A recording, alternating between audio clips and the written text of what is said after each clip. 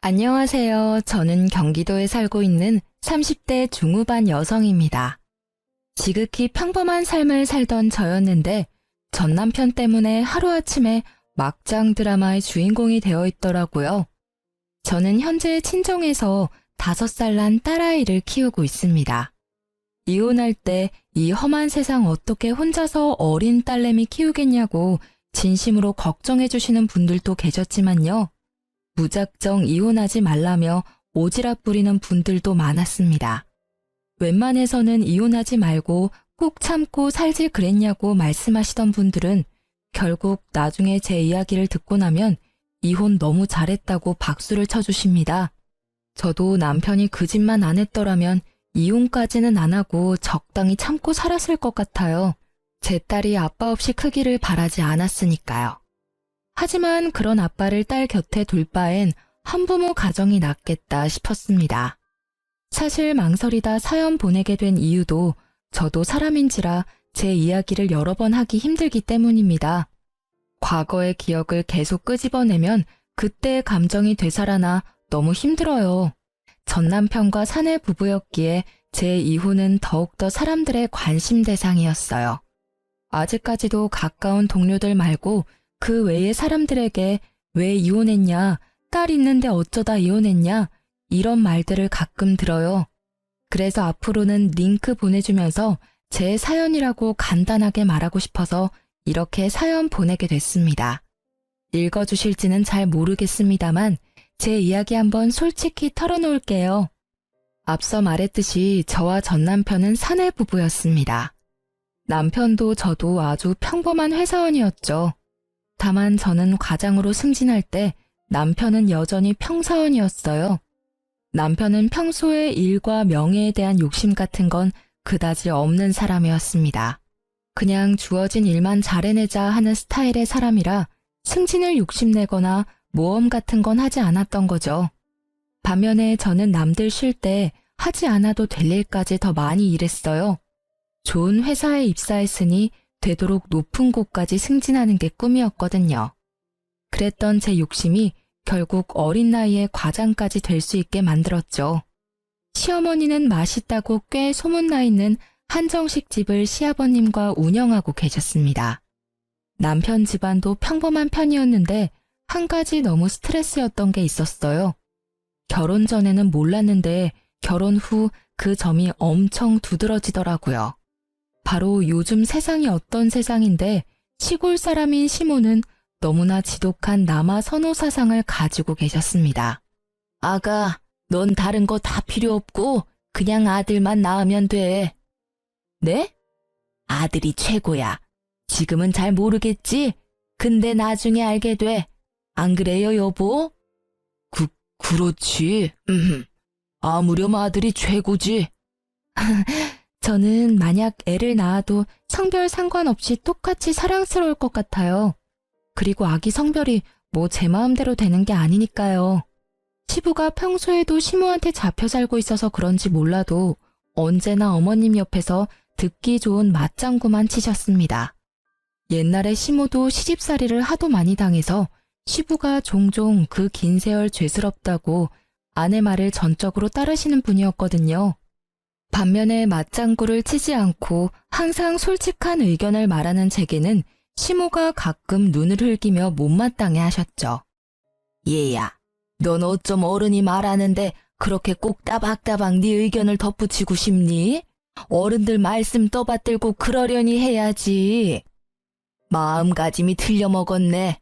아들 가지고 싶다고 온 가족이 성심껏 빌면 삼신할매가 어련히 건강한 아들 점 찍어줄 텐데 말이야. 네, 저희 시모는 시조부모님과 몇십 년을 함께 살아오신 영향 때문인지 연세보다 더 옛날 사람 같았어요. 그래서 저는 임신 준비할 때 겁도 살짝 났습니다. 나중에 제가 임신했을 때도 아이의 성별에 따라 차별하실까 봐서요. 시모는 같은 배에서 낳은 자식인데도 남편과 시누이에게조차 차별을 많이 하는 분이셨거든요. 제가 남편에게 은근히 그런 문제로 걱정하는 티를 내자 남편은 제게 오히려 앞서 생각하지 말라고 하더군요. 여보, 혹시 말야 나중에 나 임신해서 아기 낳았는데 딸이면 미움받는 거 아니야? 에이, 우리 엄마 그러실 분 아니셔. 그리고 첫째는 아들 나올 거야. 걱정 마. 첫째가 아들일 걸 어떻게 확신해? 아직 낳지도 않았는데? 아, 엄마가 엄청 기도 다니시거든. 자긴 몰랐지? 헐, 그러니까 더 부담스럽네. 부담은 무슨, 걱정하지 마.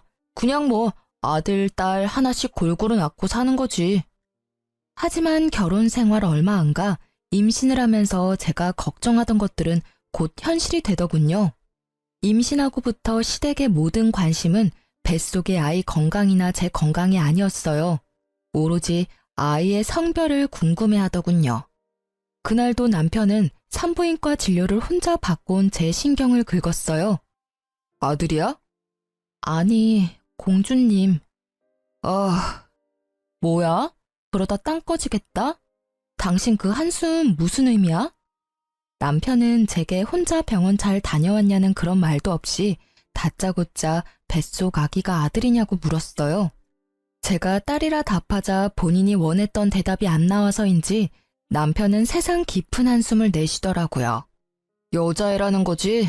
미치겠다. 미치겠다? 당신 그게 도대체 뭔 반응이야? 바쁘대서 나 혼자 병원 다녀왔어. 그럼 적어도 잘 다녀왔냐고 묻는 게 먼저 아니야? 어련히 당신이 잘 다녀왔겠지. 그니까 내 눈앞에 멀쩡히 서 있는 거 아니야. 아니, 첫애는 아들을 낳아야 하는데 우리 엄마 성격 알잖아. 에이씨, 나도 딸보단 같이 목욕탕 갈 수 있는 아들이 더 좋은데. 딸이든 아들이든 우리 자식인데 당신 어떻게 그따위로 한숨을 쉬냐는 거야. 당신 이러는 거 뱃속 아이가 모를 것 같지? 다 듣고 있어. 그리고 전에는 상관없다며. 수만 번 내쉰 거 가지고 거 되게 뭐라 하네. 당신 진짜 아무리 임산부라지만 너무 예민하다. 뱃속 아이가 뭘 알아듣겠어. 아무것도 안 들리고 아무것도 안 보이는데. 그리고 전에는 당신이 꼭 아들 낳을 것 같은 예감이 들어서 그랬던 거고. 지금 예민하게 만드는 게 누군데. 당신도 이러는데 어머님은 도대체 뭐라고 하실지 벌써부터 두렵다. 에휴. 그러길래 아들이면 얼마나 좋냐고. 딸은 나중에 또 낳으면 되잖아. 무식한 소리 좀 그만해. 아들, 딸 내가 뭐 골라서 임신하는 건 줄 알아? 너 학교 다니면서 성교육 받기는 했어? 말이 그렇다는 거지 왜 화를 내? 좀 속상해서 한마디 한 거 가지고 처방한테 무식하다고 말한다고? 말 좀 조심해. 너 우리 엄마 앞에서 그런 말 하면 큰일 나. 너나 임산부 앞에서 말 가려서 해. 그럼 우리 엄마는 뭐 가만 계시겠니? 배는 점점 더 불러오고 몸은 너무 불편한데 남편은 너무나 제 편이 아니더라고요. 애아빠 될 사람이 하다못해 저희 애기 편도 아니었고요. 그렇게 저는 대판 싸우고 남편과 각방을 썼습니다. 그즈음 안 그래도 배가 불러오니 시모 역시 아기 성별을 집요하게 캐물으셨거든요. 남편과 시모가 나란히 저를 쪼아대니 온 세상 정내미가 뚝 떨어졌어요. 이상하다. 이제 의사가 은근히 말해줄 텐데 아직도 애기 성별 정확히 모르니? 네, 어머님. 참나, 너가 나한테 말해주기 싫은 건 아니고? 안 되겠다. 다음 진료 때는 내가 병원에 따라가마. 아들인지 딸인지 내가 직접 두 눈으로 확인해야겠어. 어머님, 저 좀 그냥 놔두시면 안 돼요? 뭐? 출산 날까지는 더 스트레스 안 받고 싶어요. 스트레스라니? 내가 언제 너한테 스트레스를 줬냐? 어머머, 너 정말 웃긴다. 너 괜히 날 나쁜 셈이 만들지 마라. 누가 들을까 무섭다 얘. 어머님 저한테 매번 전화하실 때마다 아들인지 딸인지 물어보셨잖아요. 한 번 더 물어보시면 저 스트레스 받아서 기절할지도 몰라요. 어머, 협박하니 지금? 어머님, 저 건강하게 출산하고 올게요. 그때까지만 배려 부탁드려요. 저는 끝끝내 출산 날까지 아이의 정확한 성별은 시댁에 절대 비밀로 했습니다. 각방 쓰는 남편에게도 똑똑히 경고했어요. 출산일까지 절대 안정 취하고 싶으니 뱃속의 아이의 성별은 비밀이라고요. 만에 하나 시모께 딸이라 미리 말하면 당장 이혼이라고 신신당부했습니다. 남편은 이혼은 하기 싫은지 제 말을 잘 듣더라고요. 그렇게 출산일까지는 별일 없었어요. 일어났어? 엄마, 아빠는 아직 못 오셨어. 열심히 달려오시는 중이야. 우리 딸 장하다. 너 닮은 예쁜 공주님 낳은 거 너무 축하해. 우리 딸 이제 엄마도 됐고 다 컸네. 고마워요, 엄마. 애기는 건강하지? 그럼 다행이다. 다행이긴 한데 너 애기 울음소리 듣고 바로 기절했었어. 얼마나 아팠으면 내 새끼. 엄마 깜짝 놀라서 울 뻔했잖아. 근데 꾹 참았어. 우리 딸도 안 우는데 내가 울면 안 되니까. 황서방도 병원 앞이랬어. 곧 올 거야. 정말 고생 많았다. 건강하게 아이를 출산하고 정신 차린 저는 친정엄마의 따뜻한 손을 꼭 붙잡고 있었죠. 그런데 어디서 서러운 울음소리가 들려오더군요. 그 소리는 곧 제 병실과 가까워졌고 저는 그게 시모의 울부짖음이라는 걸 단번에 알 수 있었습니다. 첫 손주가 딸이라니. 자식은 아들만 있으면 된다는 말을 달고 살았던 아들바라기 시모는 역시나 제가 딸을 낳았다는 소식에 어디 초상난 듯 병원에서 오열을 했습니다. 시모가 엉엉 우는 모습에 어디 누가 돌아가셨냐고 지나가는 다른 환자나 보호자들이 조심스럽게 물어보기까지 했어요. 당연히 친정 부모님께서는 그 상황을 엄청 불쾌해하셨어요. 저는 힘이 없어서 뭐라 말도 못하고 병실 침대에 누워서 시댁 식구들에게 눈길도 안 주고 천장을 바라본 채 주먹만 불끈 쥐고 있었죠. 남편은 옆에서 그 상황을 수습 안 하고 뭘 하고 가만 서 있는 건지 너무 화가 났습니다. 아이고, 어쩜 좋아. 아이고, 딸이라니, 계집이라니. 아니, 사돈, 정말 너무하신 거 아닙니까? 건강하게 출산한 내 딸 고생했다 격려는 못해줄 망정 귀한 손주 태어난 날에 뭘 그렇게 서럽게 울어요? 갓 태어난 애보다 더 우는 게 지금 말이 됩니까? 어디 초상 났어요? 그 상황에 눈치 없이 시누이까지 제가 딸을 낳았다고 속상한 티를 내더군요. 사돈 어르신, 저희 엄마 마음은 아마 잘 모르실 거예요. 그렇게 손자 낳기를 바라시고 기도하셨는데 와보니 난데없이 손녀딸이니까 얼마나 당황스러우시겠어요? 올케도 참 미리 언질이라도 하던가 어떻게 출산일까지 숨겨 그걸? 뭐요? 사돈 처녀, 딸이면 또 어떤데요? 손녀도 얼마나 이쁜데 당황스럽다고요? 진짜 이해를 못하겠네. 계속 그렇게 우는 소리 하면 저희가 뭐가 됩니까? 아이고 답답해. 사돈, 내가 오죽하면 이러겠어요. 그렇게 아들만 낳아달라고 부탁을 했는데 그게 어렵습니까? 대단한 며느님께서 괘씸하게도 뱃속에 애가 여자인지 남자인지 출산일까지 말을 안 해서 이 사단이 났잖아요. 아이고 어쩌냐? 왜 하필 첫째가 딸이야? 환자분 아직까지는 안정 취하니까 조용히 해주세요. 그리고 병실에서 이렇게 소란스럽게 하시면 안 됩니다. 하지만 시모는 아랑곳하지 않고 대성통곡을 하더라고요. 저는 참다 없는 힘 다 끌어모아서 남편에게 시댁 식구들 데리고 당장 병실에서 나가라고 악을 썼습니다. 어머님도 어머님이지만 방관하는 남편놈 역시 가만 못 두겠더라고요. 제게 달려오지는 못할 망정 시모 옆에 서서 부축만 하는 꼴을 보는데 얼마나 기가 막히던져. 하마터면 출산하다가 죽을 뻔했는데 내가 딸 낳았다고 저렇게 오열을 하신다고? 야, 내가 왜 너랑 결혼해서 이런 꼴을 봐야 해? 애초에 결혼 전에 아들 낳아야 한다고 조건을 걸지 그랬어. 내가 왜 우리 딸 태어난 소중한 날에 초상집 온 기분을 느껴야 해? 말 가려서 해. 지금 힘든 건 알지만 우리 엄마도 마음 안 좋은데 그렇게 말해야 해. 야, 울고 싶은 건 나야. 정신 차려. 어머님, 울고 싶은 건 저예요. 그렇게 바라던 아들은 어머님께서 아버님이랑 노력해서 한 명 더 낳으시던가 하세요. 야, 이 한심한 놈아. 이 사단이 났는데도 멀뚱히 지켜보기만 해? 너 당장 네 엄마랑 네 누나 데리고 너네 집으로 가. 꼴도 보기 싫으니까. 환자분이 싫어하시는데 계속 계실 거예요? 나가주세요. 간호사님께서도 정색하면서 끝까지 도와줘서 저는 시댁 식구를 다 내쫓는데 겨우 성공했습니다. 아이를 건강히 낳았다는 기쁨도 잠시 시모의 행동에 너무 기가 막혔어요. 그리고 친정엄마 앞에서 세상 창피했습니다. 저는 남편에게 곧바로 문자를 남겼어요. 아이 얼굴 절대 시모한테 보여주기 싫다고 혹여나 애기 얼굴 보러 올 생각은 꿈에도 하지 말라고요. 그 후로 친정 부모님이 번갈아 병원에 와주셔서 그나마 안정을 되찾았습니다.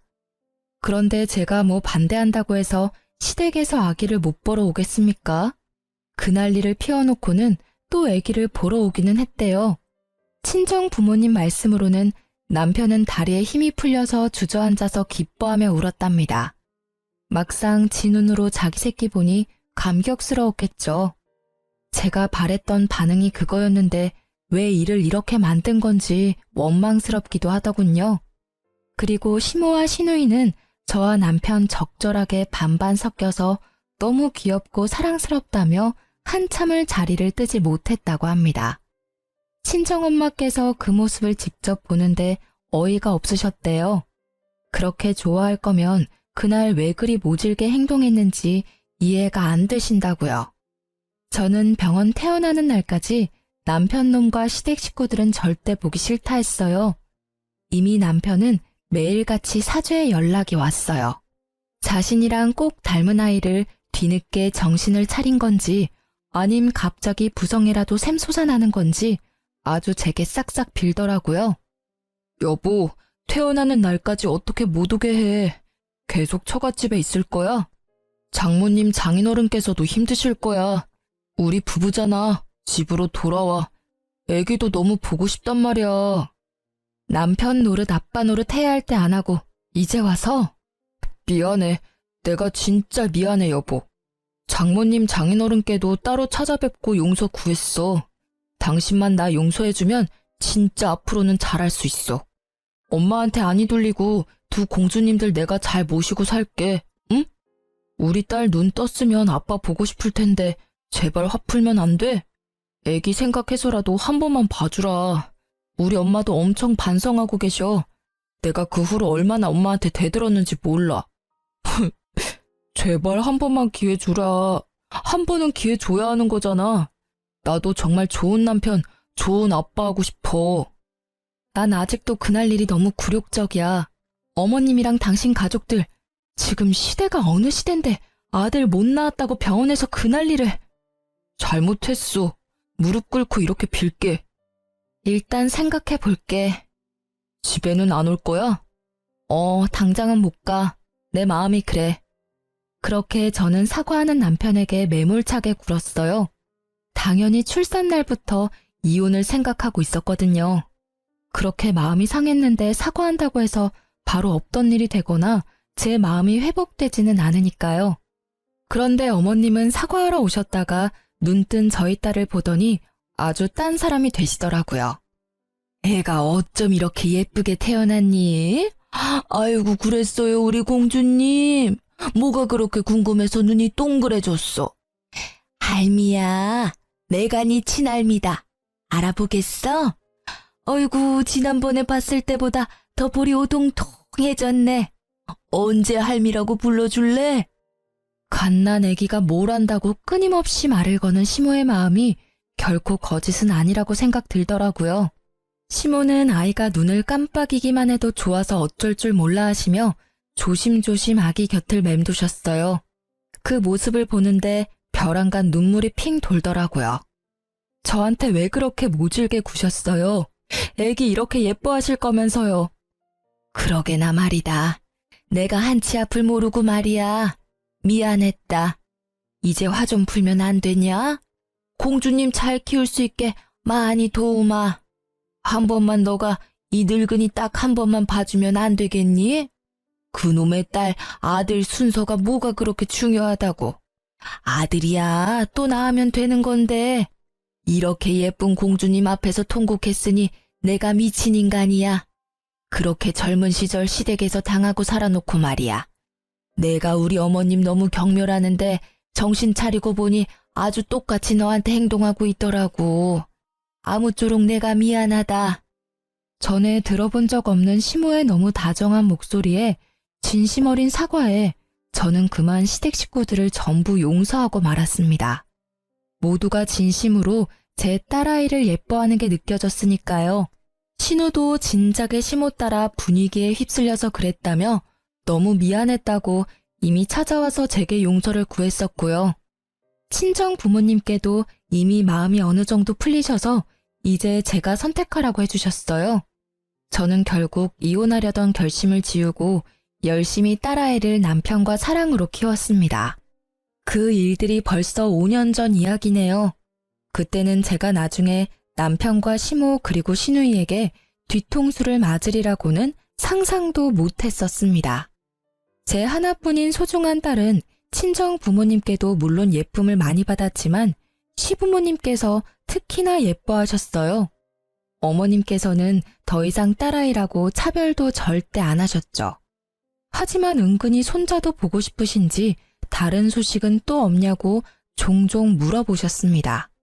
손녀딸도 그렇게 애지중지하시는데 손자는 또 얼마나 예뻐하시겠어요? 저도 한 명 더 낳고 싶었지만 당장은 육아휴직이 끝나고 회사에 다시 복직해야 했고 하나로도 좀 버거워서 둘째 계획은 조금 미루고 있었습니다. 그러다 첫째가 어느 정도 자라니 마음의 여유가 생기더군요. 남편은 연차가 쌓여 연봉 협상도 새로 하고 저도 과장까지 진급하니 이제 둘째를 마음 놓고 가져도 되겠다 싶었어요. 그런데 막상 계획이 생기고 남편과 노력했지만 이상하게 아이가 안 생겼어요. 꼭 아들을 가지고 싶다기보다 딸이든 아들이든 상관없이 둘째를 만들고 싶었던 건데 임신이 너무 안 되니까 걱정이 되더라고요. 고심하다 산부인과에 갔는데 제 자궁 상태가 안 좋다는 의사의 소견을 받게 됐습니다. 여보, 나 더 이상 임신은 힘들 것 같대. 우리 어떡해? 그게 무슨 소리야? 저는 둘째를 못 가진다는 슬픔도 물론 엄청났지만 여자로서도 끝난 것 같다는 마음도 괜시리 들어 엄청 우울했어요. 정말 위로받고 싶었는데 제게 은근히 쌀쌀맞게 대하는 시댁 식구들과 남편의 태도에 또 한 번 상처를 받았습니다. 당신 말야, 나랑 결혼한 이유가 뭐야? 아니, 어머님 아버님께서 우리 결혼 허락한 이유가 뭐야? 나 무슨 애 낳으려는 도구로 들이신 거야? 아니잖아. 근데 어떻게 나 애 못 낳는다는데 내가 아프다는데 위로는커녕 다들 사람 취급을 안 해? 내가 무슨 잘못을 했다고? 잘못을 안 했어? 당신이? 진짜 몰라서 물어? 당신이 평소에 몸 관리를 잘했어야 하는 거 아니야. 그러게 애 낳고 내가 좀 쉬라고 했었잖아. 말 안 들은 건 당신이야. 워킹맘 뭐 아무나 해? 기어코 과장까지 달더니 자기 몸 관리는 엉망진창. 나는 태어나지 못한 우리 아들이 너무 불쌍해. 내가 그렇게 노력한 이유가 뭔데? 다 우리 가족을 위해서였잖아. 둘째까지 키우려면 네 월급 내 월급 해도 택도 없으니까. 너가 적게 버니까 나라도 더 벌자고 생각했어. 그게 그렇게 잘못한 거야? 꼭 그렇게 내 가슴에 비수를 꽂아야겠어? 지금 당신만 슬퍼? 나는 안 슬프겠어? 아, 이제 네 몸 아픈 걸 내 월급 탓하는 거야? 너 잘났다. 지겨워 정말. 제가 속상한 마음을 토해냈지만 남편은 여전히 냉담했고 이제 사과도 안 하더군요. 결국 저희는 그렇게 별거 아닌 별거를 하게 됐습니다. 저희는 같은 회사라도 제가 진급하면서 다른 부서로 옮겼거든요. 회사에서 얼굴 보기도 힘든데 남편은 툭하면 시댁에서 자고 온다고 일방적으로 연락이 왔어요. 저는 저대로 상처받아서 그런 남편을 내버려뒀어요. 그나마 시누이와 시모께서는 더 이상 저를 예전처럼 구박하거나 긁지는 않으셨어요. 같은 여자라서 저를 남편보다 이해해 주시나 싶었어요. 예전같이 아들 타령도 절대 하지 않으셨습니다. 그러다 저는 결국 남편에게 먼저 손을 내밀기로 생각했습니다. 시간이 지날수록 딸아이가 아빠는 왜 따로 사냐고 묻기 시작해서요. 눈에 넣어도 안 아플 제 소중한 딸을 위해서 남편과 더 늦기 전에 관계를 회복하고 싶었어요. 물론 남편이 여전히 미워 죽겠는 건 변함없었습니다. 하지만 아내로서 말고 엄마로서 가정을 지키고자 했어요. 딸은 아빠가 집에 오지 않자 주말 중 하루는 남편을 보러 시댁에 가서 자고 왔습니다. 어련히 시부모님께서 손녀를 잘 챙겨주시는 걸 알지만 그래도 딸이 뭐 하는지 궁금해서 전화를 하고는 했어요. 전화 안 해도 된다. 아주 잘 지내고 있단다. 걱정하덜덜 말어. 아빠 얼마나 보고 싶었으면 애가 바로 안기더라. 애도 아빠랑 노느라 바쁘니까 이렇게 자주 전화로 안 물어도 된다. 알겠니? 하지만 제가 굳이 바꿔달라 해도 애가 놀고 있다 하거나 잔다고 바꿔주지 않으셨어요. 그래서 시댁에 맡기는 날은 그냥 애가 아빠랑 잘 지내고 있구나 생각하고 말았죠. 그런데 어린 딸이 시댁에만 갔다 오면 신우를 이모라고 부르는 겁니다. 엄마, 이모가 머리 묶어줬어요. 아이고, 그랬어? 근데 이모가 아니라 고모라고 해야지. 아니야. 제가 딸에게 이모가 아니라 고모라고 수정해줘도 딸은 고집 부리며 끝내 고모를 이모라고 부르더라고요. 그냥 아이의 말실수라고만 생각했습니다. 그날도 저는 주말이 되어 딸을 시댁에 데려다주고 오는 길이었어요. 딸이 좋아하는 애착 인형이 차 시트에 빠진 걸 보고 또 난리 나겠다 싶어 아무 생각 없이 바로 차를 돌려서 시댁에 갖다 주러 갔죠. 운전하면서 생각해보니 남편과 이 핑계로 얼굴 마주보고 얘기라도 잠깐 나눌 수 있겠다 싶었어요. 시댁은 마당이 있는 전원주택이었는데요.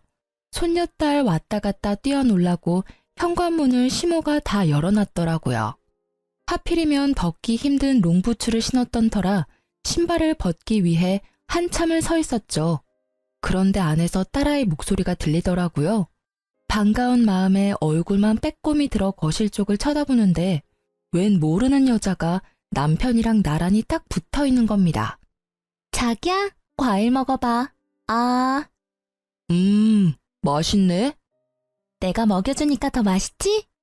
당연한 말씀, 우리 예쁜이.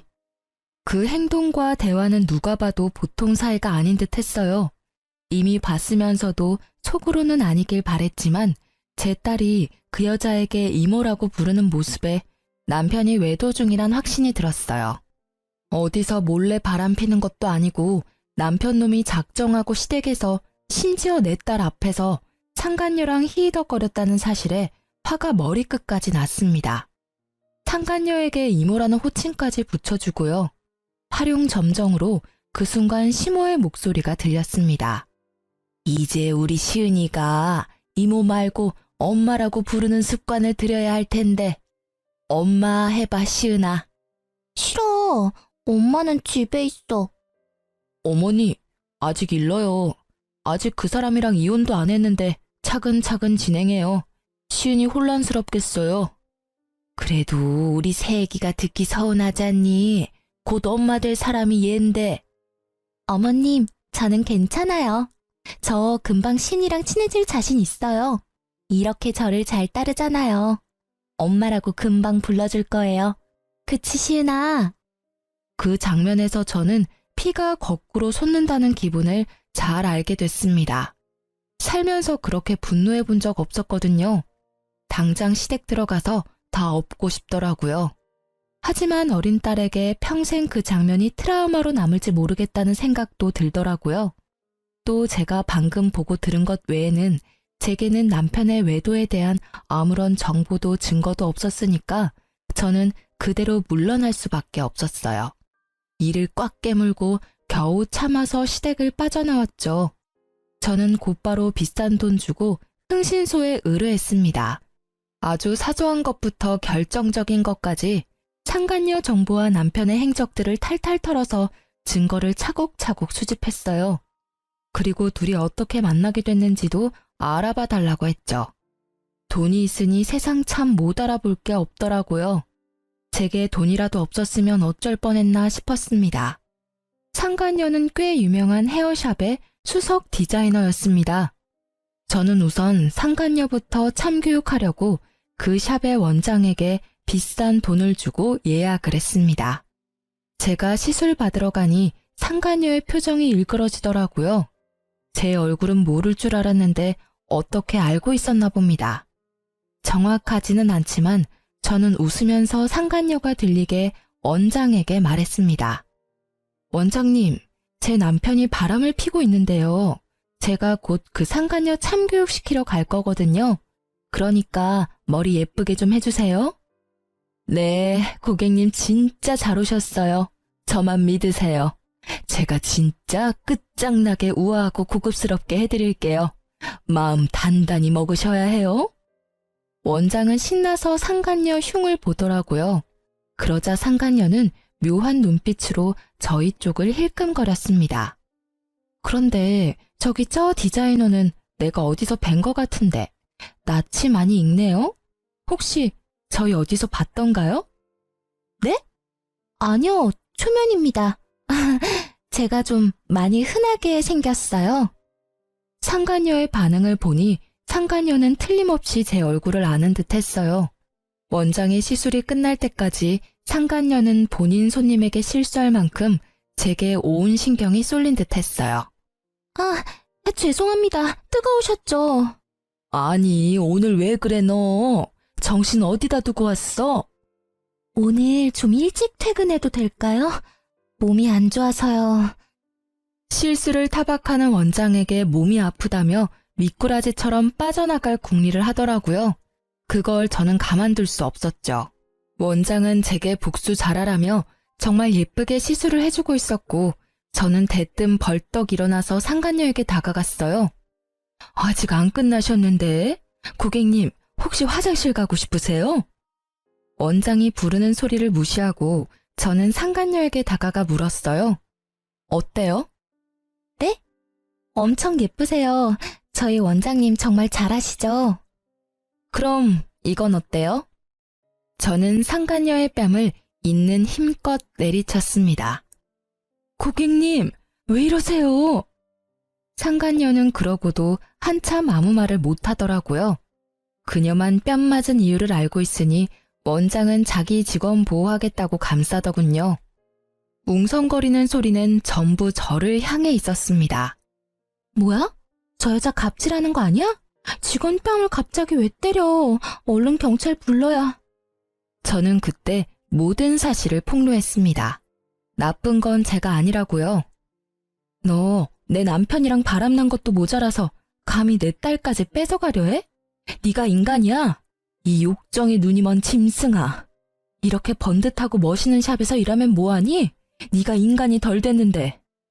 상간녀는 제 말이 끝나자마자 울면서 무릎 꿇고 싹싹 빌더군요. 언니, 잘못했어요. 여기서 이러지 마세요, 네? 가게 피해주지 말고 나가서 이야기하면 안 될까요? 언니라니 누가 네 언니야. 가증스러워, 더러워. 피해? 네 입에서 나올 말이야 그게?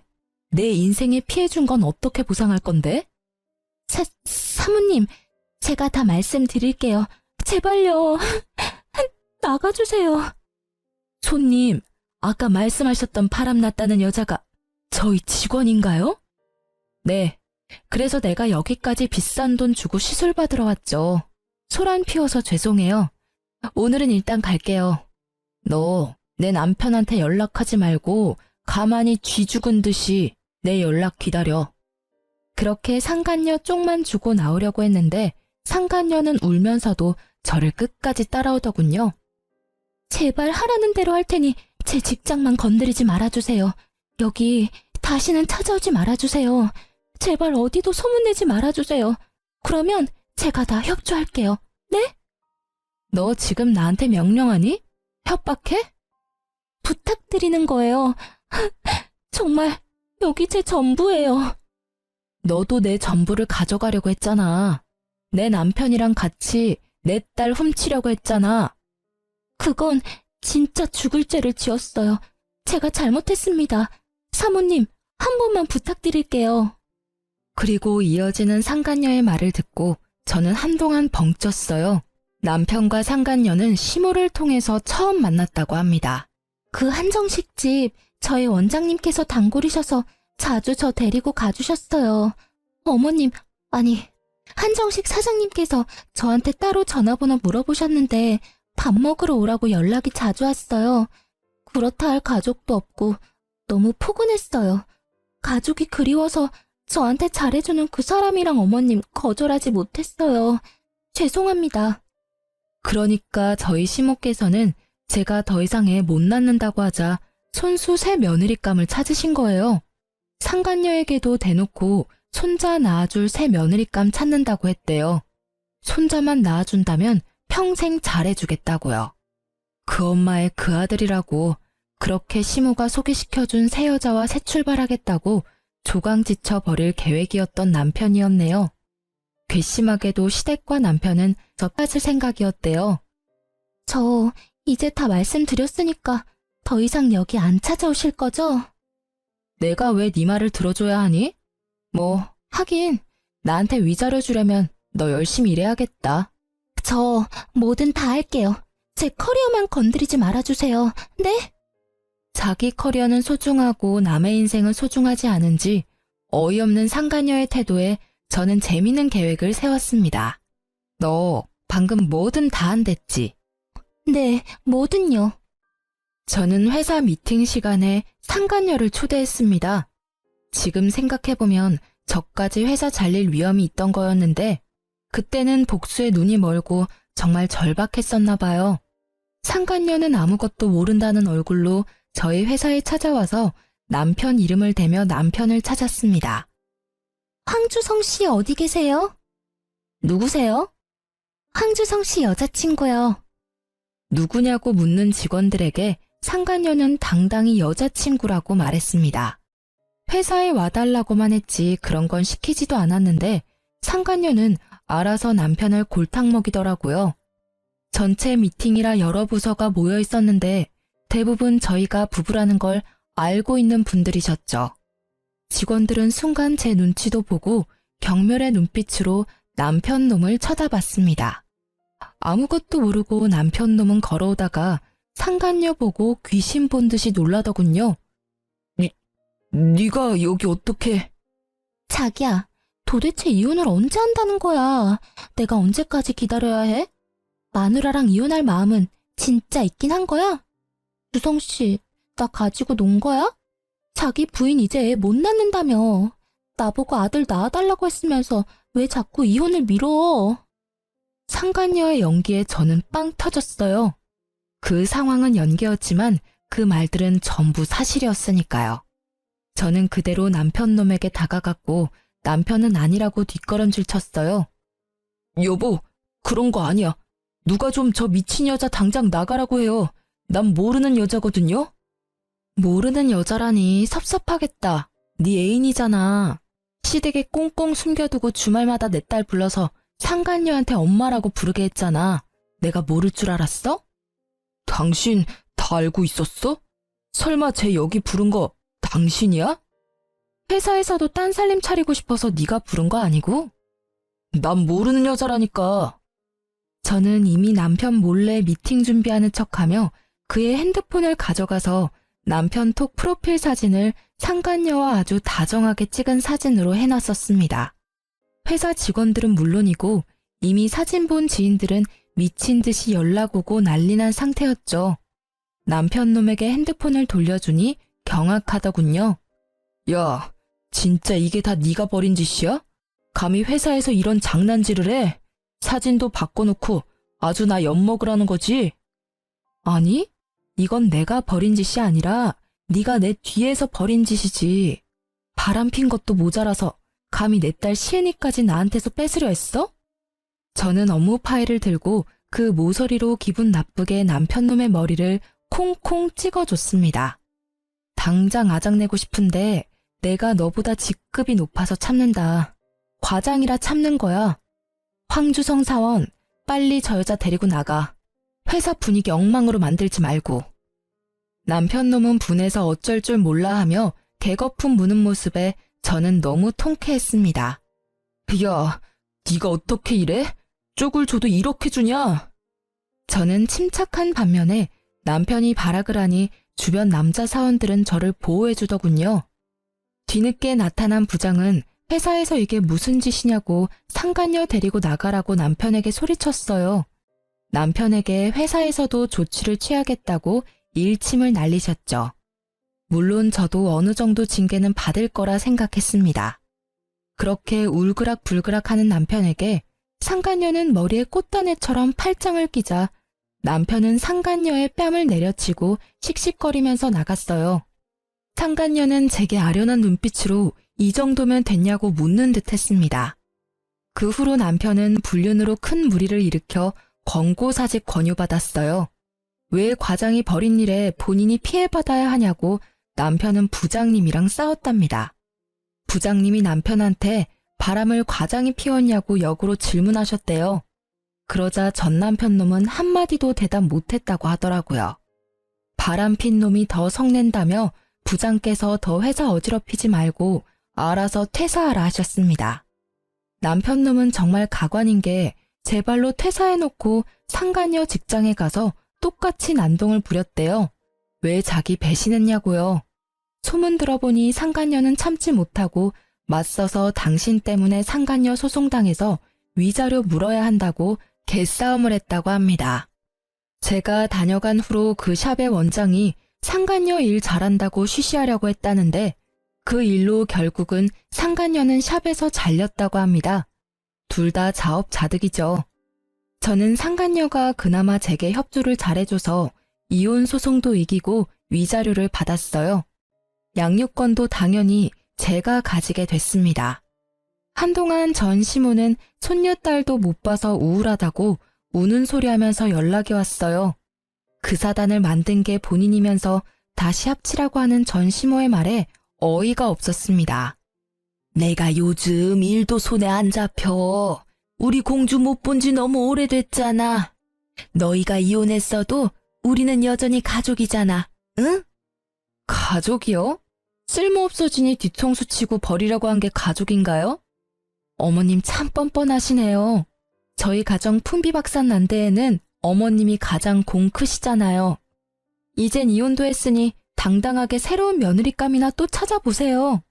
꼭이요. 이번엔 손자 꼭 얻으세요. 저는 친정 부모님이랑 제 보물 같은 딸과 현재 잘 지내고 있습니다. 파란만장했던 결혼 생활 때문에 더 이상 재혼은 없을 것 같아요. 그냥 일하는 재미와 딸 키우는 재미로 이번 생은 만족하려 합니다. 사람의 욕심은 끝도 없다죠. 결국 시모의 손자 욕심, 남편의 아들 욕심이 이 처참한 결과를 만들었다고 생각해요. 전 남편과 전 시모를 보면서 하나 깨달은 인생 교훈은요. 누군가의 뒤통수를 치면 곧 그게 부메랑이 되어서 다시 본인에게 날아온다는 거예요. 친절과 선행은 베풀지는 못해도 악행과 배신은 살면서 절대 하지 말아야 해요. 저도 착하지는 못해도 남들 피해 안 주며 정직하게 딸아이 열심히 키우도록 하겠습니다. 지금까지 제 긴 사연 들어주셔서 너무나 감사합니다.